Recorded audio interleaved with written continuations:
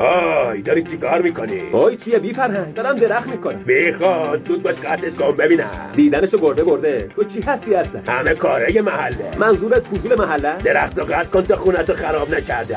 چه غلطا؟ مشکلت با درخت ما چیه؟ درختت برای من تهدید حساب میشه. تو اصلا همسایه ما نیستی. چه تهدیدی؟ به چه دردت میخوره آخه؟ از میوهش استفاده میکنی. میوه رو از میوه فروش بخر. خودت درخت نداری تو خونتون؟ چرا؟ من باغ دارم. این یه درخت رو نمیتونی به ما ببینی؟ چون تو اهداف شوم داری. میوه خوردن هدف شومه؟ مگه تو فقط از میوه‌های باغت استفاده نمیکنی؟ نه، من با ترکه درختان مردمو میزنم. خب این که تو مریضی دلیل نمیشه بقیه هم باشن. به هر حال اونو قطع کن وگرنه خواهیم دید چه میشود. چی تفت دادی الان؟ هیچی میگم برای خودت خوبه اگه قطعش کنی. وایسا ببینم تو همونی نیستی که به همسایه‌های دیگه هم همینو گفتی؟ آفرین، تازه شناختی. دیدی اونا چه خوب گوش دادن به. آره دیدم بهتون ریخت تو باغچه‌شون. حالا برای 1 کیلو میوه دارن گدایی تو میکنن. بهتر از اینه هر روز بگیرم بزنمشون. تو هم یاد بگیر وگرنه هیچ غلطی نمیتونی بکنی. من میوه خودمو میخورم. بابا میوه رو بخر. عجبا. تو خودت چرا درخت داری؟ که از میوهش استفاده کنم. خب منم همین قصد دارم. برای من بلبل درازی نکن. میدونم میخوای ترک دستت بگیری. اصلا خودتو به چه حقی ترک داری؟ همینه که هست، ولی تو نواز داشته باشی. چی خواست داشته باشه؟ میگم برای میوه میخوام. خری بنویس امضا کن که ترکه نمیخواد. اگه قول میدی گمشی پایین و دیگه رو مخ من نری باشه.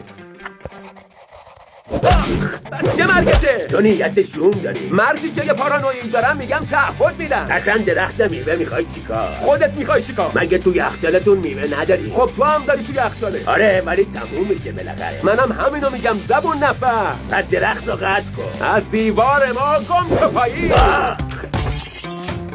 چرا شیشه ما را شکستی؟ تو باشی این نردبون نذاری تو حیاتت برای این الدنگ که بیاد اینجا ارد ناشتا بده. ای تو با منی؟ آره خوده. با پشت خوردم زمین اوخ شدم. بودو بیا کیسمای هست. بودو منتظرت. اومدم آرباب. همینجا خوبه؟ نه یکم اونورتر. بسه قطعش کن.